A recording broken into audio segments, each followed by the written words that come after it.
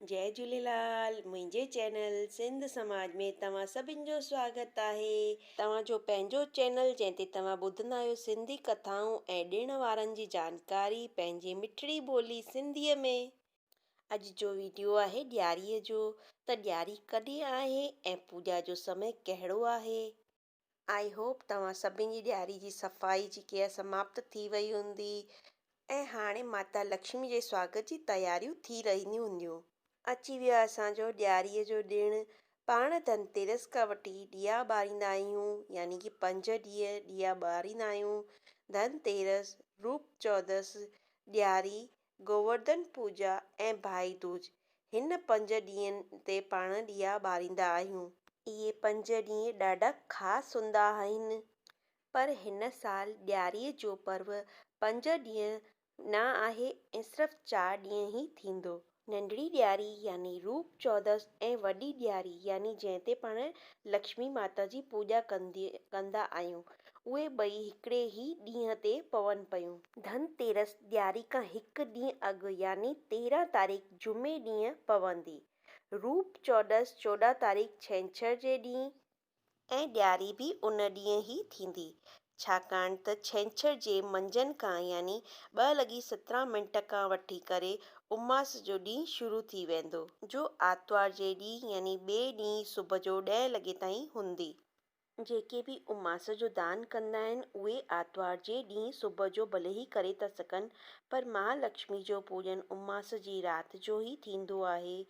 यानी माता लक्ष्मी रात्रि जो ई वास कंदी आहे, त राति जो छंछरु ॾींहुं महालक्ष्मी जो पूॼन करबो।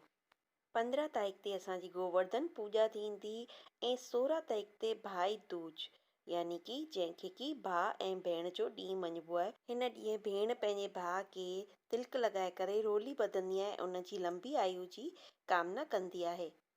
हाणे अचो त असांजी ॾियारी माता जो पूॼन कॾहिं कजे, छाकाणि त माता लक्ष्मी ॾियारी वारे ॾींहुं उमास ॾींहुं राति जो पूरी धरतीअ ते विचरण कंदी आहे, त इन करे असां ॾियारी जी पूॼा राति जो यानी रूप चौदस वारे ॾींहुं जॾहिं उमास जो ॾींहुं लॻी वेंदो तॾहिं राति जे टाइम कंदासीं। हाणे अचो त मां तव्हांखे पूॼा जे टाइम जे बारे में थी ॿुधायां। पूॼा जो टाइम 5:50 खां वठी 7:24 ताईं पूॼा जो टाइम आहे। तव्हां हिन टाइम जे विच में केॾी महिल बि पूॼा करे था सघो, पर इन खां वधीक शुभ मुहूर्त अगरि तव्हांखे खपे त उहो 5:49 खां शुरू आहे ऐं उहो सिर्फ़ु 6:02 ताईं आहे। इहे ख़ासि जेके 2-3 मिंट आहिनि, इन में तमामु वॾो मुहूर्त आहे। ॿियो त तव्हां 7:30 ताईं केॾी महिल बि पूॼा करे सघो था। ॾियारीअ जे ॾींहुं कहिड़ी पूॼा थींदी आहे ऐं कीअं करबी आहे। हिकु त शाम जो पाण रेगुलर पूॼा कंदा आहियूं, पर ॾियारीअ वारे ॾींहुं ख़ासि पूॼा थींदी आहे माता लक्ष्मी जी। घणा माण्हू कथा बि कंदा आहिनि। उन में महालक्ष्मी माता जी जेकी कथा मां तव्हांखे पहिरीं ॿुधाए चुकी आहियां, उहे कंदा आहिनि। हिकु पूॼा राति जो 12 लॻे खां पोइ थींदी आहे। उन में विशेष पूॼा ऐं हवन ऐं माता लक्ष्मी जो महामंत्र चइबा आहिनि। रूप चौदस खे यम चौदस बि चइबो आहे ऐं उन ॾींहुं यमराज जे नाले सां घर जे ॿाहिरि हिकिड़ो ॾीओ ज़रूरु ॿारबो आहे। ऐं भाई दूज जेको कि पाण सिंधी न मल्हाईंदा आहियूं, उहे बि हाणे सभु सिंधी मल्हाईंदा आहिनि। जॾहिं खां मूंखे इहो पतो पियो आहे कि यम ऐं यमुना माता ॿई भाउ भेण आहिनि ऐं यम देवता यमुना माता खे आशीर्वाद ॾिनो हो त जेको बि भाउ इन ॾींहं ते वञी पंहिंजे भेण सां गॾु रोटी खाईंदो ऐं हुन खां तिलक कराईंदो, मां उनजी लंबी आयु उनखे प्रदान कंदसि। आई होप कि इहो वीडियो तव्हांखे ॾाढो हेल्पफुल लॻो हूंदो।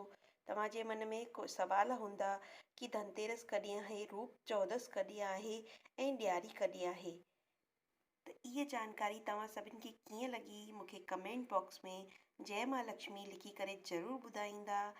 सभिनीनि सिंधियुनि खे ॾियारीअ जी लख लख वाधायूं।